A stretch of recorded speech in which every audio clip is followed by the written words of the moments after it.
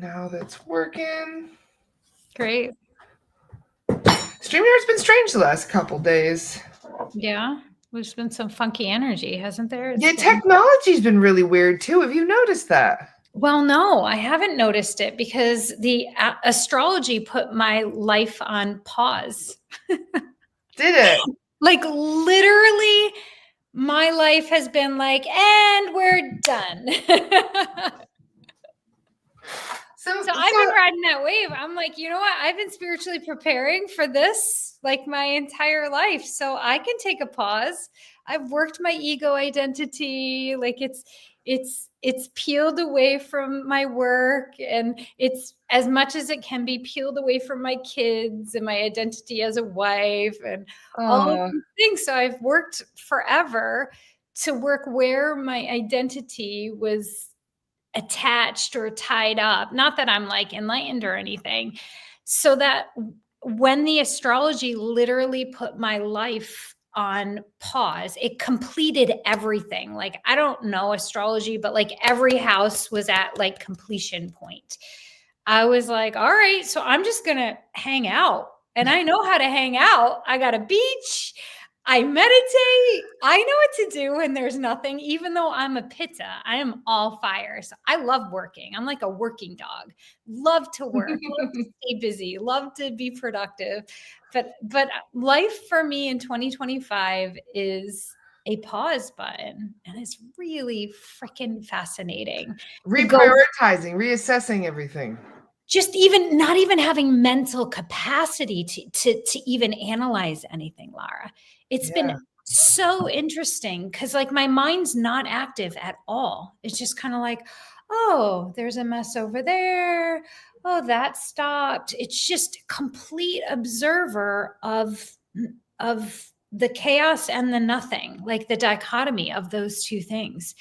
It's been really crazy. As someone that worked 6 days a week, 12 hours a day, loved it. Now I'm just like sitting here like, okay, bring it. Bring nothing. Bring nothing to me. Well, a lot of people were able to come back to themselves during the whole COVID thing, which was a wonderful opportunity for somebody. It was like my mom and I were actually talking about that and about how it backfired on them, because giving people an opportunity to stay home and really kind of do nothing is an opportunity for them to go within, to go inside themselves. Well, that's the funny thing is during COVID, I was busy I'm a trauma healer, right? And people hit COVID, all their trauma came like built up. Because there's nothing to distract us from it anymore. Exactly. At that point. Exactly. So Daniela and I, we got so busy just serving and helping and getting people out of their ruts so that they could, be okay with themselves. Yes. Daniela even went back to school. She's been going through all kinds of transformations lately. She has, and she is so busy. One of my greatest supports. I love her. Oh man, what a gift I have. And the way that we met is just so funny. I was running ads on Facebook and she was one of the people that scheduled a call. She's like, hi. Really? And she's having all these downloads while we're talking. And I'm just like I'm hole punching while we're talking. I was like, she was so in visionary mode. I couldn't reach her, like she has so many ideas. And she's like, oh, I totally see us. We're going to be working together. And I'm like, really? Oh, okay. That sounds good. But I didn't know what she was talking about. And sure enough, she's got that gift of foresight, huh? Oh, she knows what's going to happen before you even get started. She's just amazing. She has vision. Yeah. She has foresight. She has, the vibration of possibility and potential that she lives in every day. It's a pick me up during menopause. I'll tell you that. Well, especially right now, the energies have been really intense. Have you noticed that? Especially the last 2 weeks. Like the energies have been really hectic. Ever since that second eclipse that we had, things ramped up even more so. And now we've got all of these, I don't know if it's solar flares or spikes in the Schumann resonance, but you can feel it. Like people are feeling very ungrounded. They've got headaches. There's a lot of stuff, a lot of shadow work being called forward. There And is. it's just been a messy time so for the many collective. endings. So many endings. Yes. That it was like, it felt almost cliche how many endings there were for the eclipse. Like, a lot of people leaving too. Yeah. A lot of souls leaving right now. They're just like, nope, I've had enough. Thank you. Yeah, I've seen a lot as well. Yeah, these are intense times. So how are people doing? How are people feeling? Have you heard from the collective? Are people coping? Are they struggling? Are they spinning out? Are they getting to the earth? I've been at to all of that. Yeah. Yes. I've been at the Redwoods and Sedona Red Rocks in like the course of 2 weeks. I'm like just hanging on to Gaia. I was going to say, that's a really good way to anchor there. I am. I met an 800-year-old redwood tree and I sat next to her and I was in a grove and I looked out and half of the trees were wildfire burned and like still standing tall. And my spine was against this redwood tree. And it was like, not that everything made sense in my mind, but it was a reset for my vibration that made me feel so embodied and it so quickly. And then a little mule deer like peeked his head around the corner, like between the trees. It was really. I bet they look even smaller when on those big trees. Yeah. Yes. Oh my gosh. Their ear, like, oh. Yeah.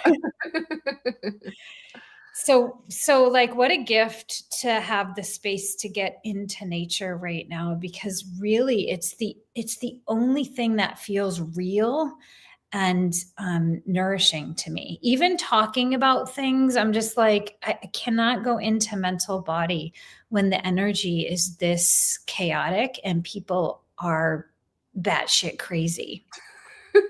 You said it because honestly, that's exactly how I've been describing it too. Yeah. People are acting batshit crazy right now. People are acting crazy, which is fine. We all scary, actually, to be honest. Like, holy shit. It's crazy.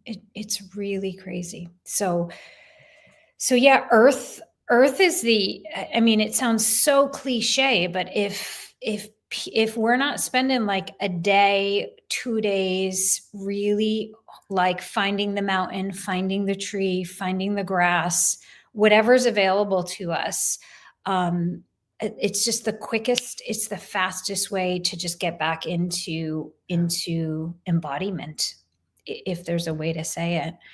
I've been contemplating ascension, especially during these times. Like, what does ascension mean in this shit show? Like, what is awakened? How do I stay completely aware and aligned within myself? Grounding in meditation? Well, yeah. I mean, I do that. I have 2 hours of meditation every day, like without fail. And it's still helping, right? Even during the chaos? It does still help.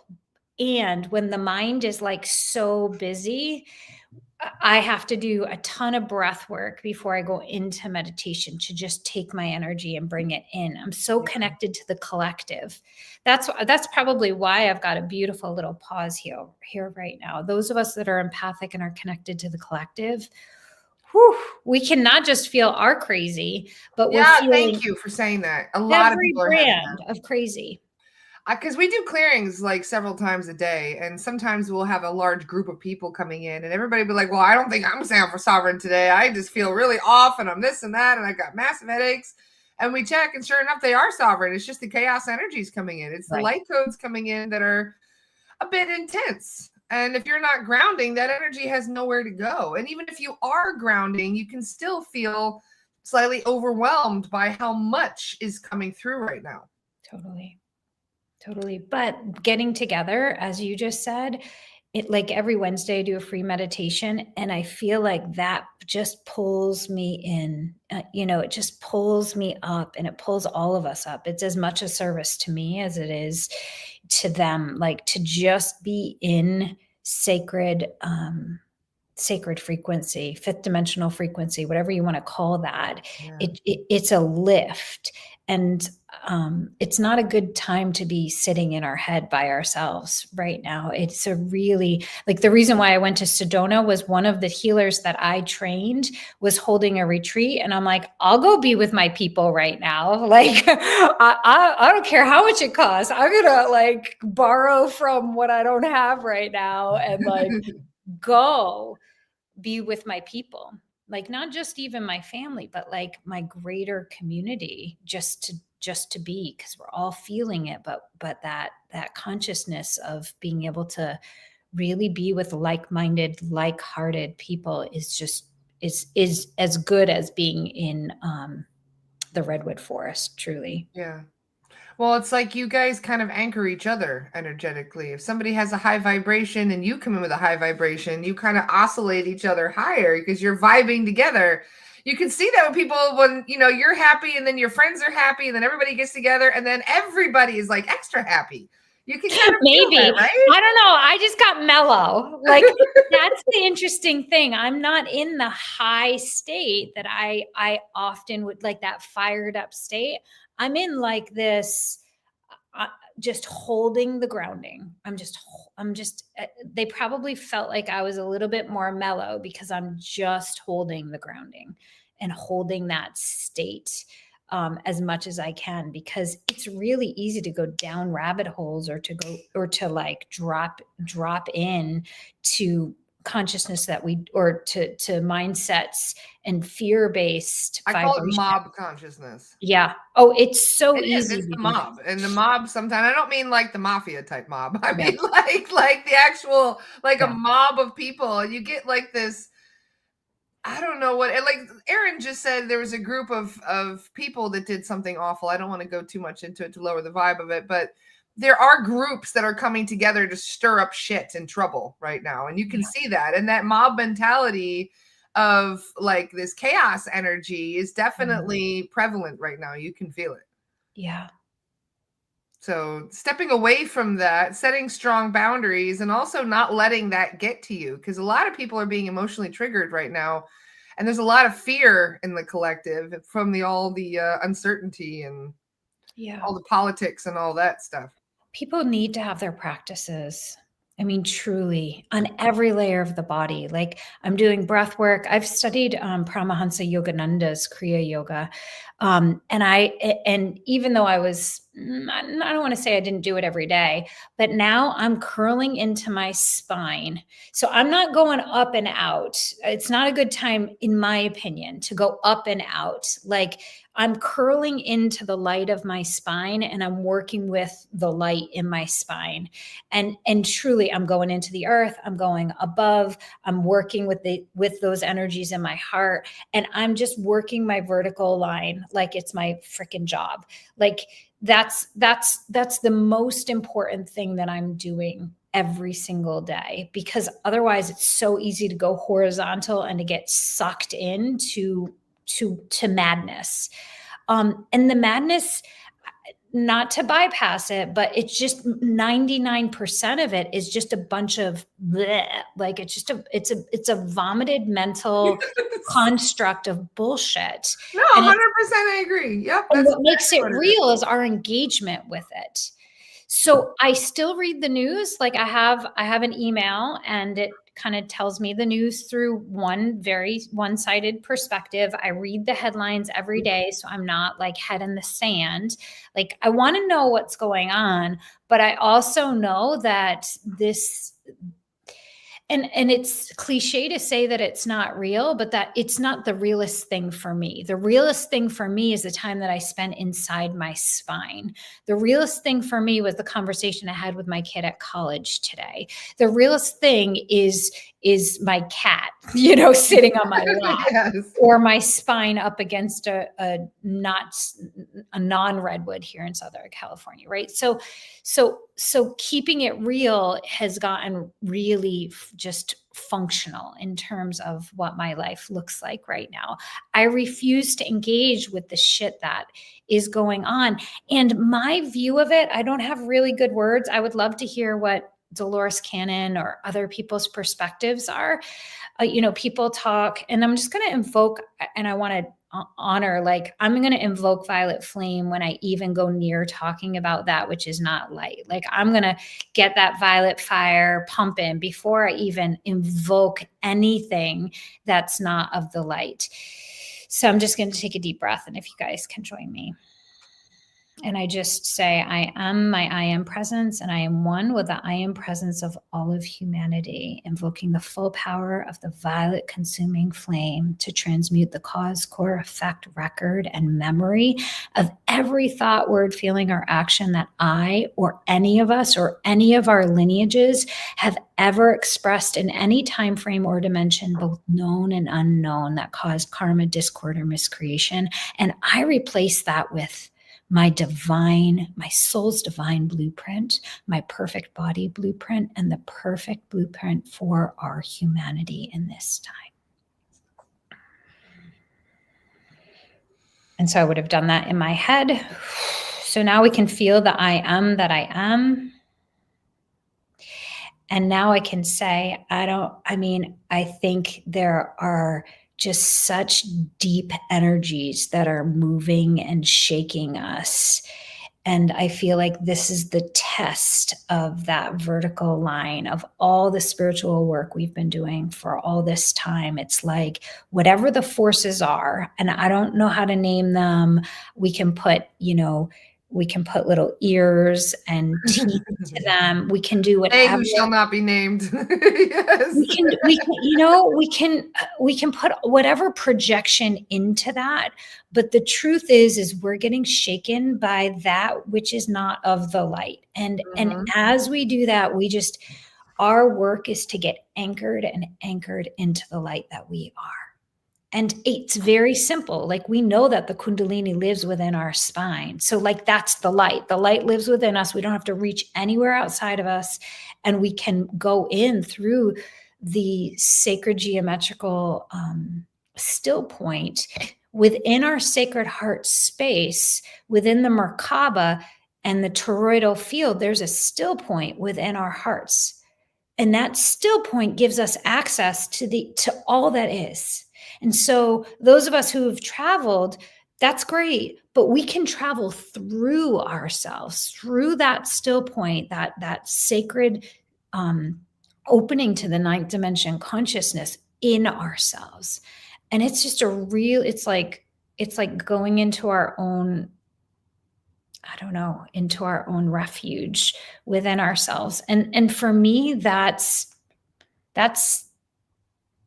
everything. It's everything that I've been practicing for the last how many years, but it's everything right now. Like the practice is so important.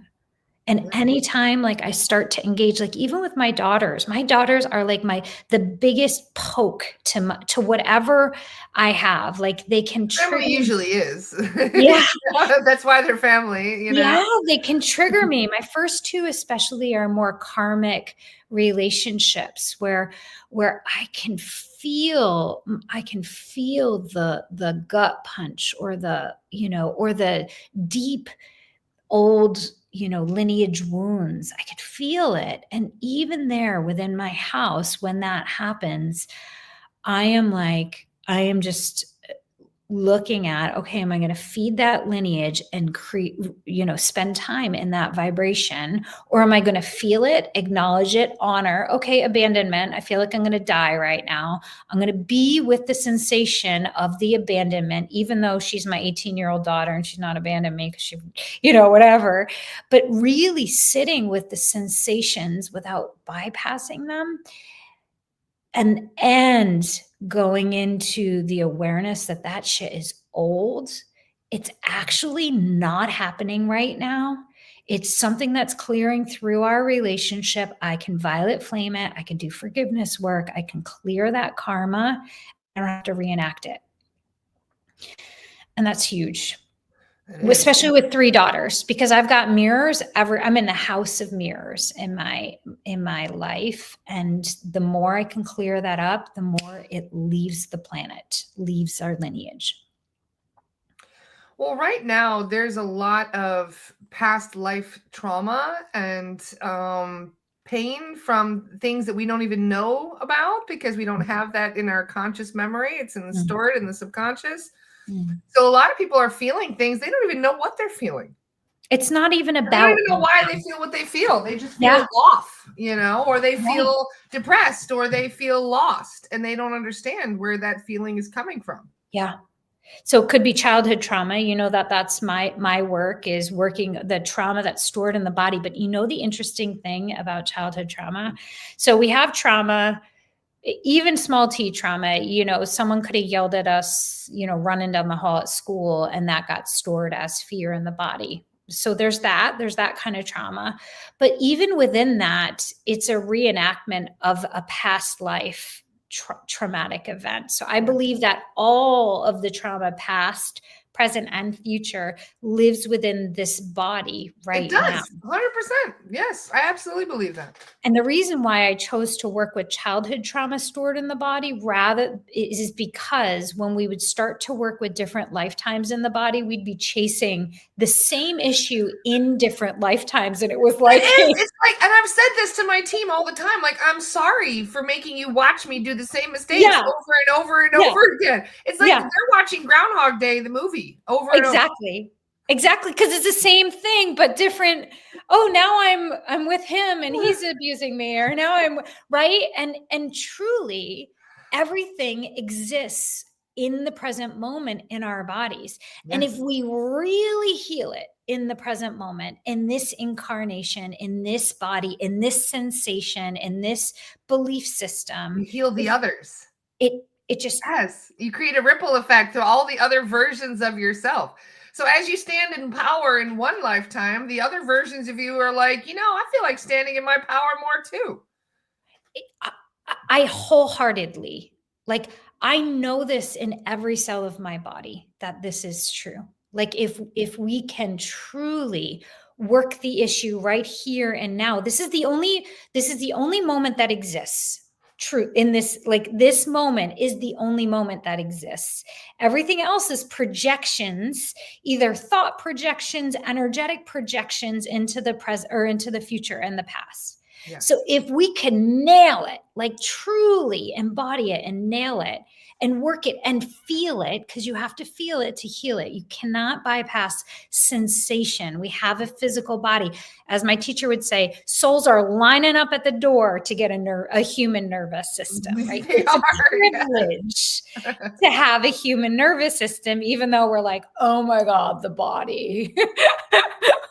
Right. Oh my God. I did a clearing on a starseed the other day, and this was an Arcturian starseed in a human body. And I asked, why are they going through so much chaos and so much this and that? And they're like, they wanted the human experience. They wanted emotions. They don't have that broad range of emotion. So now you're going through all the shit and you're doing this because they wanted to experience emotion. It's true. We all came here to experience the contrast of light and dark. Yeah. Even those of us who came in with different reasons, like the angels or the ascended masters or whatever the belief is of how evolved we are, we're here for the light and dark soup. Our souls are probably like, oh my gosh, look at what's happening right now. This is crazy. I imagine. How many people though say I don't know what I was thinking with my optimism before I came in here? Because there's a lot of souls that racked up a lot for themselves, like a triple college major, before they go off to college, they thought I can handle this, I can do that. I'll just have to prioritize and I'll do this and I'll stay really organized and I'll have everything all aligned perfectly and I'll have help when I need it and I'll be fine. And then they get in here and they're like, oh shit. I had no idea. Right? Yeah, it happens a lot. I believe that. I do. They don't realize how big the challenge is going to be. The challenge from the outside looks different than it does when you're in it. Yeah. It really does. And, when you said that, I felt it in my heart because I was thinking of that's so true as we look at each other, right? Yeah. As I project on your issues, I'm like, oh, I've had a 8-year-old or what, how old is he now? 12, Einstein. Yeah, close enough. 9. Okay. Yeah. I've, or whatever, but like to look at someone else's path, like we had no idea what we were getting into coming in here. And we truly have no idea what someone else is carrying, through whatever is showing up. And that, if I could tell you, is what has broken my heart the most in watching society right now, and the duality that we're in and the level of polarity is I've had the privilege of not being able to I don't serve just one side of the aisle. Like when someone wants to do trauma work, I'm working with the whole person because the divine sent them, and I don't get to choose people who have belief systems like me or don't have belief You systems. just got your divine appointment and you go with it. It's like, help this person. And so this person is the person. And so that was different because when I used to teach yoga, I would attract people who were like me and who resonated with me. Whereas when I started to do online trauma work, I was attracting people of so many different belief systems. And so what it taught me is how to be impeccable in my mental body and in my opinions and my beliefs. I read this decree every day, and it's so important to me. It goes, can I read it? Please. Divine I am, please charge the power of self-control into my feeling world so I never again feel irritated, discordant, or have a single opinion about anyone except the pouring forth of love and blessings. My I am frees me from all discord, its cause, effect, and record. And so like what that teaches me, and these are from the Ascended Master books from Saint Germain from the 1930s. I basically read all 20 of these books and pulled decrees from them, and they're all Saint Germain channelings. But like what reading that taught me is like, I don't get to have an opinion about this person or this situation or this person's life or what they're doing over there. Like, it's not my job to put judgment on it. And with that, I was like, well, how do I hold a belief that's true? That's my conviction. Like, I don't know. I don't even want to bring one up right now, but like, how do I hold that and also completely honor this person, their beliefs, the fears under their beliefs and values? And I think that's what's been so fascinating to me at this time in society is that there's so many fears, and above that fear are the values that family formed, and then the belief systems, and then the thought paradigms, right? So we have, based on these seeds of fear and these lineage karmic blah blahs, right? We have all of, a whole belief structure from someone. And if we're actually just willing to listen to the fear underneath really what's going on for that person, why they're very pro whatever guns, let's say, or whatever, we can hear what the fear is. Oh, I'm scared I'm going to lose my freedom, and that scares the fuck out of me, and that's not okay, and someone's going to take it from me, and I don't feel safe if that's the case, right?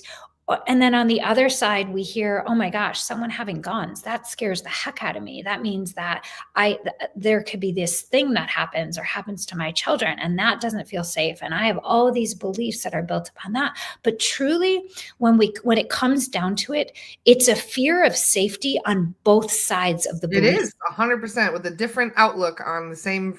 A different set of beliefs, a different set of conditioning, a different consciousness. It's all programming too. I mean, if you think about it, by watching the news networks, you'll hear one thing and one will drown one thing into your head and the other will drown the exact opposite. And they're both extremes of things. And I don't know. So with that, like you started this by saying, like, you don't know, we didn't know what we were taking on in this lifetime. Like, we're like, oh, well, I could take that. And we don't know what's living within someone else's consciousness of how and why they built what they built as their belief systems and these convictions that they're screaming and fighting and going into duality for. Yeah. But man, like it breaks my heart. Like, it truly breaks my heart to see the division in the way. And at the same time, I recognize that we have to go to these polarities for things to snap and reorganize. And I trust in the divine order of things, truly. But it's sad. It's kind of like my kids are fighting with each other, kind of sad. Do you know what I mean? Yeah, it is. Well, the collective, this is what they do, is they put us against each other through all these little differences, these little, maybe just a difference in opinion, or it may be a difference of somebody's livelihood. So everybody is very emotionally invested in these differences. But at the end of the day, most of it isn't even something the government should be involved in the first place. They have no right to limit certain things or to it's a long thing that I could go into such a rant about. Well, we can take it off the government and just put it on Taylor Swift's new album. Like, that's fucking hilarious. I'm like, oh, the society's in this state, right? Society's in a state, and instead of doing it about this group or this issue, like, everybody's chewing up the person who just launched a new album. I'm like, oh my God, it's so funny. They're doing the same thing around this benign situation, because it's a consciousness that's running. It's like a program that's running, and it's like, oh, give me another thing. Like, it's an unfortunate time to be launching an album, because society is in such a dual state that they're fired up and fighting about freaking everything, just because that's where the energy is at right now. Yeah, it is. And from moment to moment, things are ramping up and changing in ways that we aren't even. I honestly, like, I had a whole expectation about the 5D shift after spending years, over a decade studying. It wasn't supposed to look like this. It was not supposed to look like this at all. We were supposed to ascend. Everybody was supposed to start being nicer to each other. Love each other. We were supposed to be seeing, like, politicians going down and banking systems crumbling and everybody coming together and like going back to making your own foods and things yourselves, yep. Like taking that personal accountability. I expected it to completely be different. I was not, no. And if somebody had said this is exactly how it's going to go, I think I would have been more apprehensive about it. I'd be like, oh man, you mean it's going to get worse before it gets better? Yeah. It's really, like, to just even look back at the last 5 years, to have gone through COVID and then to have had this, we had this little honeymoon or something. And then it's been, and I don't think this will calm down. I think, again, I think it's going to calm down either. No. I think we have to find such a deeply tethered inner space. And Gaia is here, like the earth is here. Go, like, at least it is still. We're still here, at least. It could be worse. I don't know. Give it a month. Let's see what happens with this Atlas thing. Everybody's talking about this. Right. I mean, but the earth is still here for us. And she hasn't changed, man. She is like, she's bringing on her best stuff. I will tell you, like, go find a tree. Go find a tree and hug it. I had a wolf encounter. I had a bobcat encounter. I saw mule deer in Arizona and at Big Sur. Like, I have just, like, really, truly, nature is showing up in incredible ways if you just look for her. This is the Shakti. So we want to talk about embodied light. And we want to get tethered. We have to connect to our bodies. We have to connect to the earth. Like, I'm a broken record here, but, like, truly, we know this as those of us on the spiritual path, but we have to get out of the collective consciousness that's like a and just get into the root chakra. And the root chakra is a slow frequency.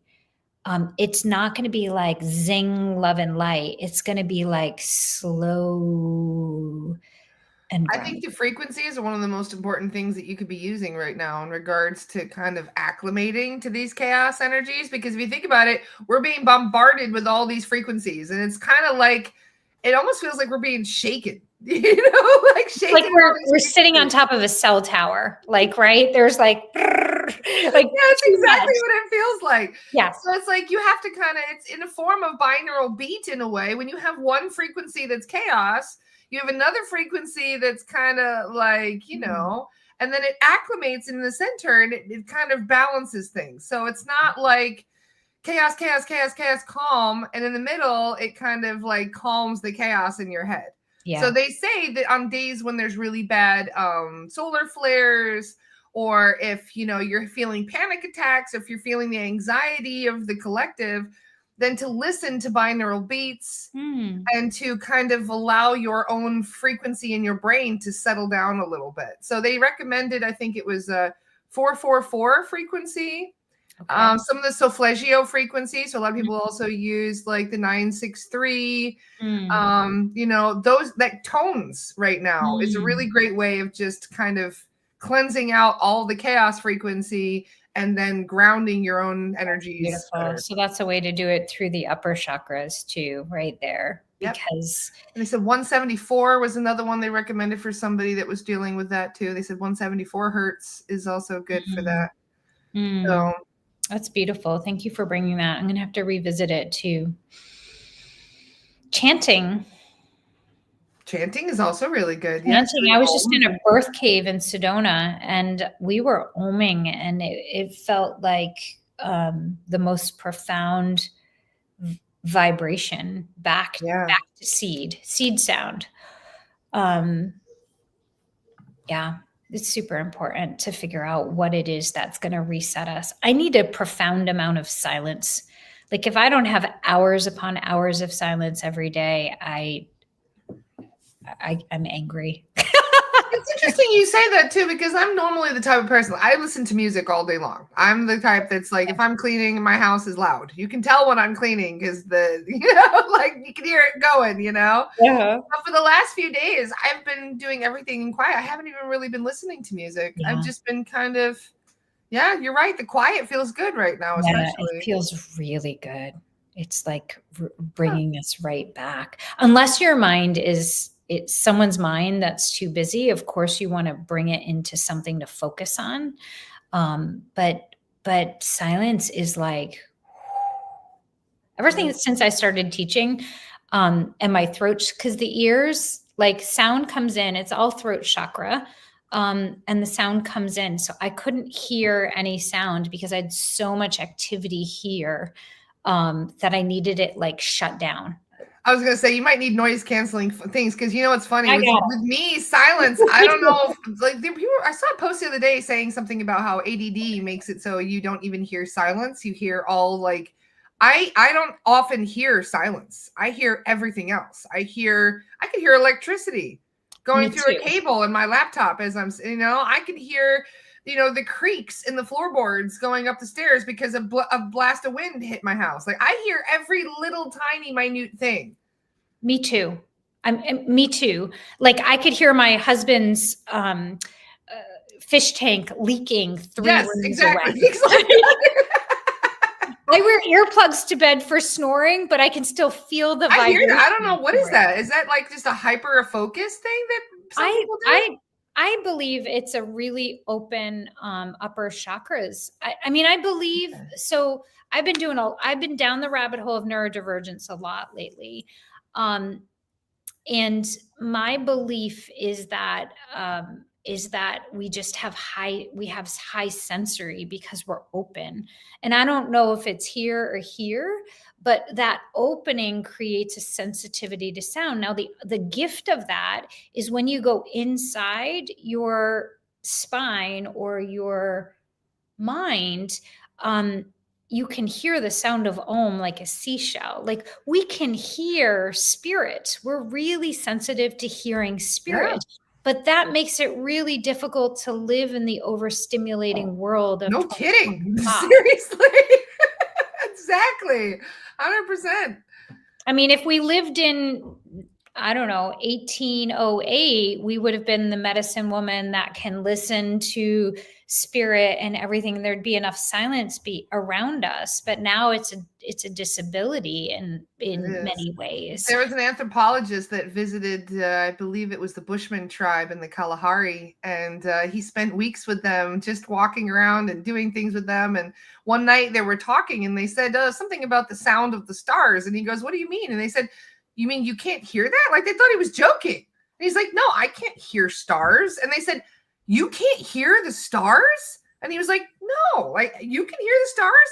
They felt so, they started to cry. They felt so sad for him that he couldn't hear what they could hear, that they were a bit like, "I'm so sorry for you. You're missing out. Like, you wouldn't believe, because of how beautiful this sound is." If you think about it, I mean, wow, being able to hear the stars, imagine that. I can imagine that. It kind of makes me want to go try to imagine to hear it. Like, I believe our hearing and our senses. And I just heard the other day, there aren't 7 senses. There's something like 20 senses. I'm sure there's probably, yeah. Right. Exactly. So I think ADHD, I think we have an extra set of senses that feel accosted in the I call world. it my spidey senses. Yeah. They are. Yeah. You know, because if you think about it, right, like, if you're really in tune to your surroundings and your environment, you're going to start to sense little subtle things tuning in, but it depends on how distracted you are. Yeah. Yeah. So my daughters didn't really show, well, I mean, I'm sure there were lots of signs, but ADHD became really clear once they hit public high school. And the speed of things, the intensity of things, the deadlines of things, the technology coming in, because they were pretty tech free at a Waldorf school until about 12. And so I just watched the world start to and then hormones start showing up, and the intensity, right? And so, the myth of normal, like, what we've defined as normal in our society is really, it's not ideal for those of us who are sensitive. And unless we're really clear that our normal is totally legit, and that my need for silence and being alone, and that I can actually have a career in silence and being alone, right? Being the architect of our lives, where we don't have to withdraw from society, but we can plug into society in a way that honors our soul and our nervous system, I think is super important, because I think that we're expected to slip into the way that society is going, and it won't work for most of us. And I think that's what we have to rebuild it and make a new one. Yeah. Yes. And go back to the earth. But going back to the earth, going back to Gaia. Going back to the earth might be that AI takes over all of the jobs, and then we got nothing to do, and we have to learn to farm. I don't know. Like, I don't know. So far, the AI has just been stealing, like, artist jobs and like creative, interesting jobs, and all the, analytical jobs and things like that. So they're not picking up the trash. I don't see the AI coming to clear up our trash and do all the other things, they're like, society itself going to the trades. We get a long way until we have AI doing all of our chop wood, carry water, so to speak. Yeah, I hope so. I hope that. But going back to, just feeling more connected, yesterday was really strange, because have you guys been hearing tones and frequencies and like the ringing in the ears lately? Because a lot of people have been hearing that. And as I mentioned, I've been having more time to myself. It's kind of quiet this past week. Mm. Yesterday, as I'm walking around the house, I hear my ears start ringing. And I thought, well, that's strange. And I just ignored it. And then 30 minutes later, it didn't go away. And I was like, normally when I have an ear ringing, it's just a visitor, somebody coming in, really quickly, and it stops within a minute or two. But this kept going. So I messaged my team and I was like, can somebody just check me really quick and see what's going on and where the ear ringing is coming from, or just to see if I have a friendly visitor that's popped in, right? And Kat tunes into me and she goes, no, you're hearing Gaia. And I was like, what? And she's like, yeah, you're tuning into Gaia's frequency right now. You can hear Gaia. And I was like, it was a very subtle, very soft ringing. But like I said, I can hear that very profoundly because I'm like, where is that coming from? So you're not hearing the stars. You're hearing the earth. I know, right? I thought that was so bizarre. And so has anybody else noticed a very subtle, very quiet ringing in the ears that doesn't really kind of dissipate for a while? I'm just wondering if anybody else has felt anything like that, because it was very strange. It was very different to what I normally kind of have as like a normal silence, you know? So, and it wasn't like normal tinnitus, because I've had tinnitus before, and this is different. It sounded like the tones were changing or you know, oscillating a little bit. I don't even know. So that's why I thought I would ask. This is part of yogic practice. I mean, the deep spiritual practices have us actually listening for the divine tones and sounds within our head, within us. So, and light codes, when they're built into our body, they have to come in through frequency, right? Through sound and frequency. Yeah. So my question is, did you go silent and actually ask your guides or the divine to tell you what Gaia is bringing you, or what you're hearing or what you're tuning into? Well, it got louder when I did this, you know, like plug my ears and listen. That's when it gets louder. Right. And that's how I know that it's not something around the house, like the refrigerator making a funny noise or something. Yeah, that's a yogic mudra, to close your ears and to listen to the divine sounds. I was just doing it because I'm trying to tune into it better. Yeah. So you might not get like an actual translation of like, well, God says blah, blah, blah, right? But you might be able to tap into that frequency that's literally being like beamed into your third eye or pineal gland, right? Interesting. Okay. Thank you for sharing that, because honestly, I've been a bit like bewildered about it. Like, what even am I hearing? And it's not the first time I've been hearing weird tones. Do anybody ever hear those sky tones? They were like sky trumpets that were around a couple years ago. Yeah. There were sounds that were coming from, it almost sounded like it was coming from the sky, but then in certain areas, it almost sounded like it was coming from underground too. Oh. Weird sounds. I'm telling you, this is a thing. So, you know, there's going to be different frequencies that are kind of bombarding Earth, and it's hard to tell where they're coming from. So I think it's important to kind of sit down and listen to it and meditate and kind of like tune into that and see what downloads you get from that. I could actually feel it as you're talking. It was a very deep sound. It did sound like it was coming from some kind of I don't even know what, like some kind of ship. The Saint Germain teachings, I mean, I'm sure you know of this, but there are temples under the earth, right? Yes. So under Mount Shasta is the temple for the violet flame. So there are these temples, and there are these, I'm sure in other belief systems, there's other perspectives on this, but there are beings living within the earth that probably are trying to assist us, but we're all like, ah!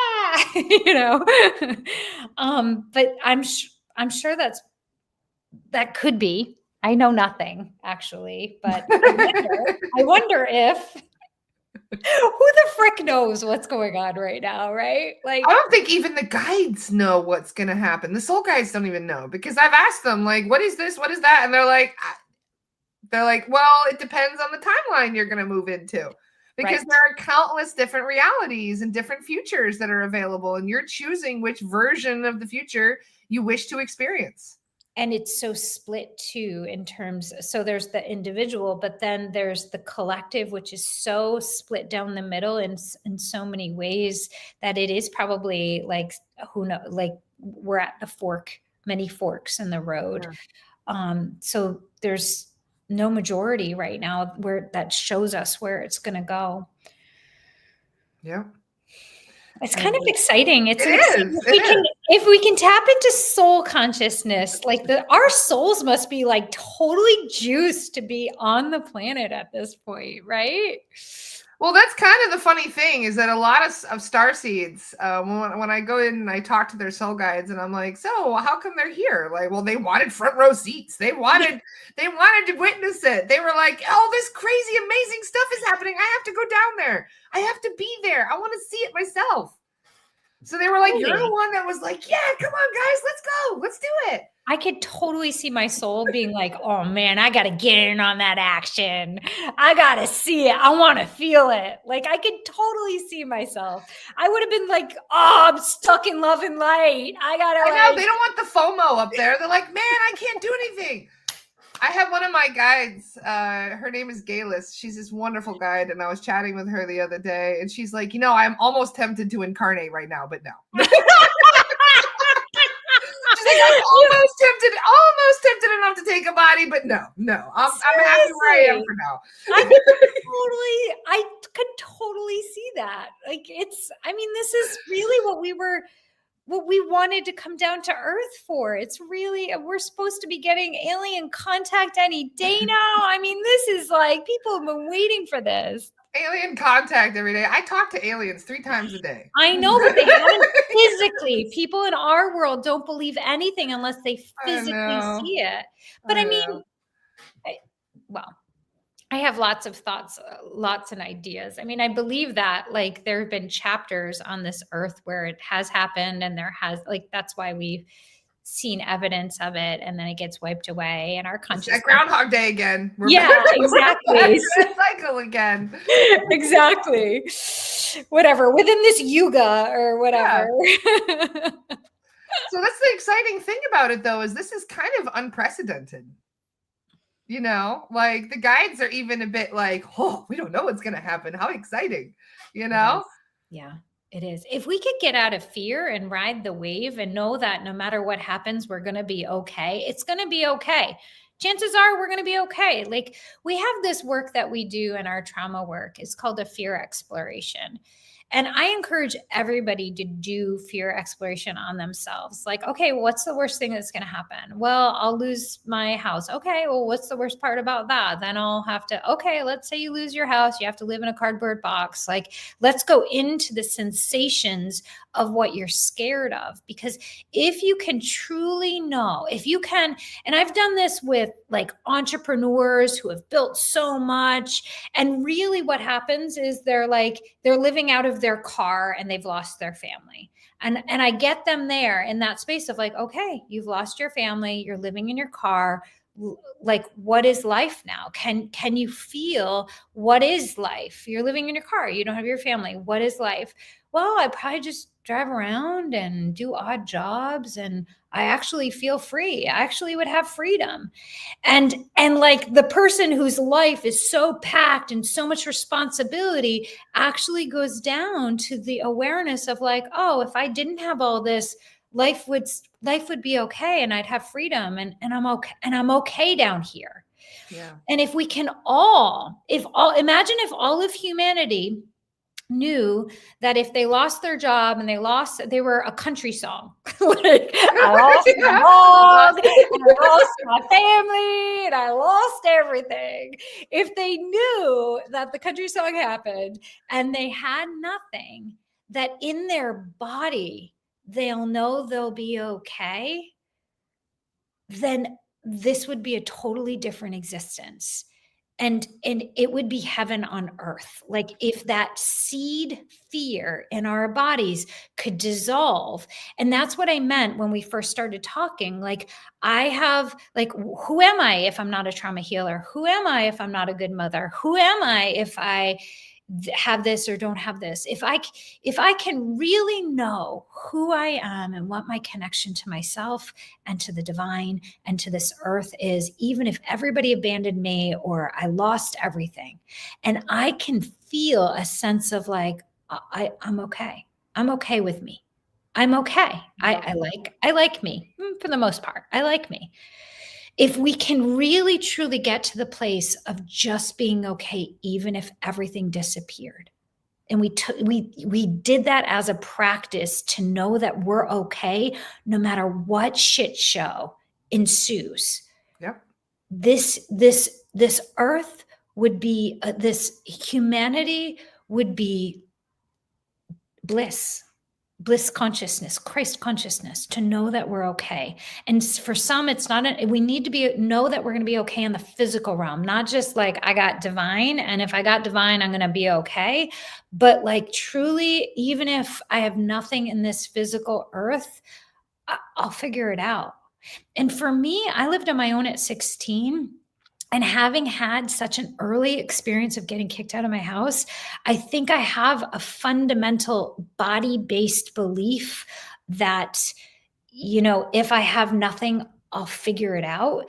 And that is one of the most fundamental feelings in my body, of like, okay, I've had nobody, I've had nothing, and I figured it out, and I can do that. And my wish for all of humanity is that everyone can just have a little bit of a taste of being able to go into, well, what's my biggest fear if the worst thing happens? And can I just lean into that and know in the physical realm, I'm going to be okay. Yeah. And if I'm not, you know, like being in the other realms is pretty cool too. And one of my favorite stories about one of my favorite philosophers, Socrates, they said that Socrates, even though he was very wealthy and had a very beautiful home and manor and everything, he would choose to sleep out on the streets on occasion, or to go and spend the night in the woods. And people thought he was nuts. They were like, why do you do that? Why do you go and sleep like a homeless person on the streets? And he goes, because there are periods of life where discomfort it's extremely important. And there was a time when Socrates was actually taken and held hostage by some other country's leader. I forget who it was. And they said to him, after holding him for a long time in very poor conditions, they said, I tell you what, if you give us every earthly possession you have, we'll release you. We'll let you go. And he said, okay. Okay, sure. All right, you can have it. And he gave it up without a second thought. And they were a bit like, okay, like, you really don't care about all of your earthly possessions? And he's like, no, I don't. Bye. And he left. He left everything. He didn't care. And he built it all back up again.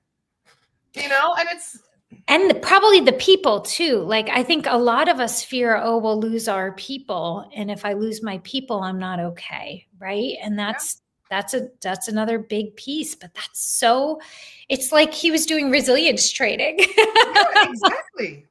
And those periods of discomfort prepare you for the times when the universe is going to pull the rug right out from underneath you and you're not going to be ready for it. Or at least you will be more ready for it because you've been able to kind of like release the fear in terms of all, you know, I mean, I've had periods in my life where I've gotten rid of everything I own down to one suitcase or one backpack. Yeah. It's happened 5 times in my life where everything I owned just had to go. Yeah. Like, okay, I'm moving to a new country. I can't bring it with me. So we're having a moving sale. And now people would come in and I would sell everything I owned from down to the last, even to clothing, you know, and just get rid of everything. Yeah. And some of it I would be giving it away for 1/20th of what I paid for it. And yet it just felt so good. It felt so freeing to just let it go. Yeah. And to get used to, like, I'll get more if I need to, you know, like it is what it is. And to have that happen over and over again, I don't have an attachment to materialism that a lot of people have. I'm like, all right, you like it, you can have it. I don't care. Yeah. Which is actually, like, if we go to the Ayurvedic constitutions, you have earth in your constitution, and earth people do collect things and get really attached to their nest. I call it nesting. We like to build our comfy spot. So that means even more from your constitution. That's an evolution of what your nature would have done naturally. And my nature is fire, and I like to work and I like to get things done and have results. And right now I'm fasting from results. Like, I don't have any results. I wake up, I have nothing to do at all. Like, I've never had that. It's a good feeling though, isn't it? It's a very uncomfortable feeling for me. Like, of all the feelings, earth would be better with waking up with nothing than a lion would be, than fire constitution would be. For me, like, I am my results, right? I am the impact I have in the world. So to be waking up and for my day to be about just my enjoying of life. That I've literally never had that in my entire life. And it's incredibly uncomfortable, even though it's what everyone would pray for and want in their life. But it's nothing I've ever wanted. And in being stripped of my attachments. I'm being stripped of my attachments. And I think that's what you're saying, like your physical attachments, your attachment to doing, your attachment to your people. Like I've had 2 of my 3 daughters go off to college. Like to be stripped is a really nourishing thing in terms of resilience and freeing, so freeing. Yeah. Because you don't realize how much the stuff you own ends up owning you. Right. Or especially when you've got fancy stuff that you're paying off in bills and, you know, paying off fancy cars, paying off a big flashy house. I just bought a car a couple weeks ago and I paid for it in cash, and it took me 2 years to save up for it. But I'm like that, where I don't like IOUs for any reason. Not even to a bank. Absolutely nothing. You know? So I feel like that right now is a coming home for a lot of us too, where we don't feel like we want to have unnecessary burdens on us because we're trying to let it go. We're trying to release shit right now. We don't want to add more to it. We're trying to let it go. Well, if we look at what ascension and enlightenment is, I mean, this is what I've been contemplating. Like if I really like, what does it mean to be enlightened? Do you have a definition of enlightenment or ascension? Well, a lot of people believe that enlightenment is like bringing in light, you know, like your light body. But I think of enlightenment as like light as a feather. Yeah. Like unburdened. You let all the shit go. So enlightenment to me is like, you know, you're rising up in consciousness by letting go of all the baggage and other shit that's been holding you down in vibration. That's just how my guides have explained it to me. Thank you for that definition. For me, it feels like I'm not attached or grasping on anything, on any thought, on anything, on any person, on any, like life is always changing and transitioning, like never grasping to a stage or to an experience, and like truly allowing myself to not be in resistance, either resistance by wanting to stay or wanting to keep, or like really letting go of all resistance in this experience. All beef, all judgments, all thoughts, all emotions that are based in fear, all emotions that are based in excitement of what I'm going to get, right? Like, so that's the practice. And I feel like the environment and society is giving us like the perfect environment for that enlightenment process. It's calling for it. It's demanding it right now because the old way isn't working anymore. It's not. And people can feel it. They're just done. If you look at how many people, for example, that watch the news nowadays, like they were talking about how the number one news blah blah blah in the country only had like 1.3 million viewers. Yeah. And I'm like, people on TikTok get 3 times that in one reel in one day. Yeah. So people are kind of like, they're moving away from the past and the way that the control mechanisms have worked before, because they don't work anymore. Yeah, that's true. That didn't work. And they're niching into a very narrow consciousness of what they believe and surrounding themselves with only that which what they believe, which is now the next issue that I think that we have. With like, I was proud to hear that my girls actually follow people on TikTok that have the opposing views for them, so that they could actually just kind of weigh out, well, what's not this? But I don't think it's in our nature to seek out opposing beliefs or opposing views. And so as the algorithm really corners us into a consciousness or a set of thinking on TikTok, we're going to have that next set of issues. So it's good that we're not going to have like the spiel that's like being vomited to us through through the news outlets. And now the next thing that we're going to be working with is just surrounding ourselves with people who sound like us, which is going to continue that polarization of where we're all at. So We're in for it. I don't think it's going to be ending anytime soon, but No. eat our popcorn and watch and Yep. work our fears so that we'll be okay no matter what happens and whatever. Just hold the light. Hold the light right now. The whole world is kind of like unsure about itself and is on unsure footing, as they say. So the more you just stand there and hold the light, the more that people are going to be drawn to you because they can see you, standing strong while everybody else is kind of like falling over. And if I could give everybody just like one mantra that I use to hold the light, I am my I am presence. What that does is it takes me out of my ego, pulls me into the I am presence. I am my I am presence, and I am one with the I am presence of all of humanity. And what that does is it activates the divinity and in every single person or everybody around you. I am my I am presence, and I am one with the I am presence of everybody in this meeting today. And then poof, like we're all like in the I am spine, which is, I think, what we all want. It certainly is. I've loved hanging out with you this morning. Yeah, this was nice. Great chat. Thank you so much, Kim. Yeah, thank you. So do you mind just sharing a little bit about the work that you offer for people so that way if you're interested, because there's a lot of family dynamics right now that are being worked on. So yeah, true that. Okay, so I have a free Wednesday meditation every Wednesday. I post it off of my Facebook page. It's on my website, KimberlyBeekman.com, under community resources. That's like my service to just hold frequency. So there's that. We're doing couples work right now. Like we're finding that relationships need help. So what that looks like is 8 weeks of healing with both people within a relationship, especially those who are on the brink of divorce, but really like know that there's love and there's children there, that to work the relationship and really solidify things. And we also are training soul retrieval healers, which is you do your own work, then you learn how to hold a container, and then you learn how to heal trauma stored in the body. So we have a lot going on. It'll start probably in January. So what I've done is given myself 2025 for my reset and my luxuriating. And I recommend that for everybody. And yeah, so that's what we have going on. Wonderful. Yeah. Thank you. Thanks for having me. This was fun. I love you. Always. I look forward to seeing you again. We'll bring you back in a couple weeks if you're up for it. Yeah. Sounds good, honey. Yeah. Wonderful. Thank you, everybody, for joining us today. It's great to see you all. Love you guys. See you all soon. Bye. Bye, everyone.